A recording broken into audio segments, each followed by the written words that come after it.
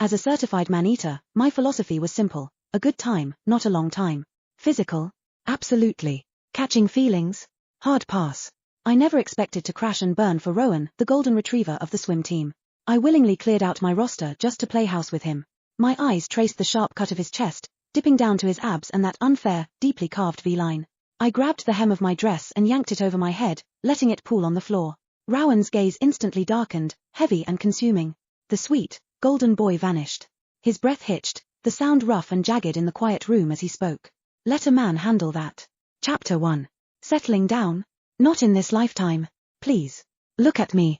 Flawless skin, legs for days, killer curves, and the literal blueprint for the coquette aesthetic. I was the absolute CEO of roster management. I couldn't buy toothpaste without 3 guys asking for my IG. I kept a solid rotation of a dozen guys in my DMs, weeding out the weak ones every month. Then, I froze. Holy shit. Who was he? That skin. That jawline. That build. I let my gaze drop, taking a subtle, sweeping look below his waist. Damn. He was packing. I leaned into Harper, layering on my most sickeningly saccharine voice, begging her to get his number for me. Fuck off, she said. Fine. I'd do it myself. A cold draft hit the back of my neck, bringing a bad premonition that settled deep in my gut. And yep, the universe hated me the absolute second I hit the pool water, my leg completely seized up in a brutal cramp. Right as I was closing in on my target. 1 more meter. 1 more meter, and I could have feigned a delicate, helpless swoop right into Rowan's arms. Instead, I was thrashing and sputtering like an absolute idiot. Right before I blacked out, I clawed frantically at the water until my fingers finally curled into fabric. Where's my catch? Where is he? I asked. Harper leaned into my line of sight, rolling her eyes so hard they almost got stuck. Your catch thought you were literally craving seafood. He went to get you spicy takeout. What? Is this a riddle? You passed out and woke up mumbling about your catch, she continued.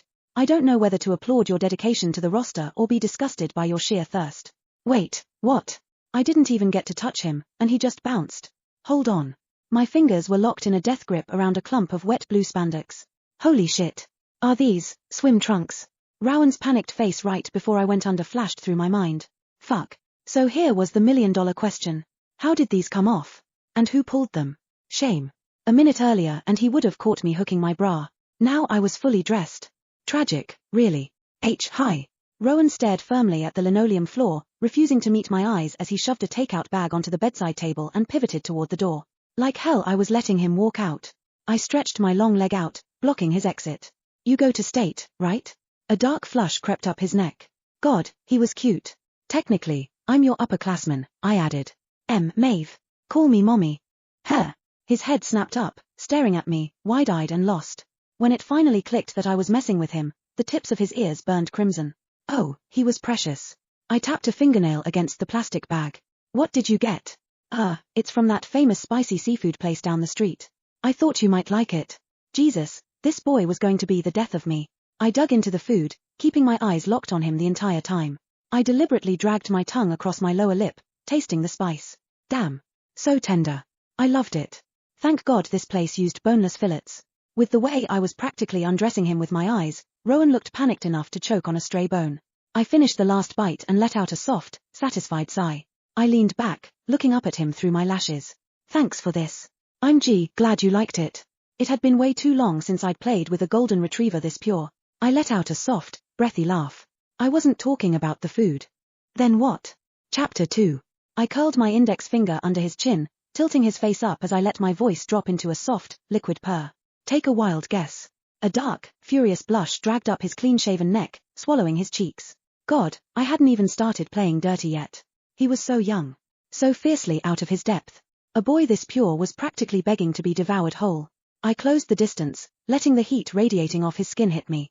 A fine sheen of sweat gathered on the bridge of his nose, whether from the spicy food or the sheer proximity, I didn't care.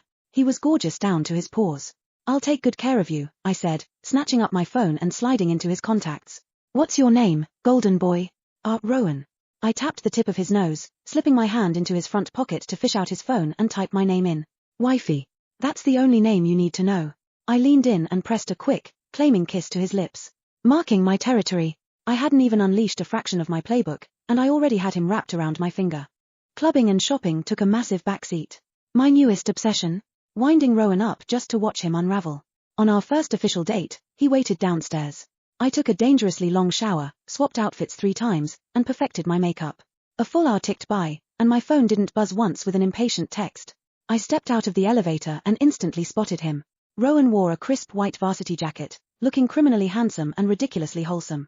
He stood intensely hunched over a claw machine in the lobby arcade, completely oblivious to the huddle of girls whispering and staring at him.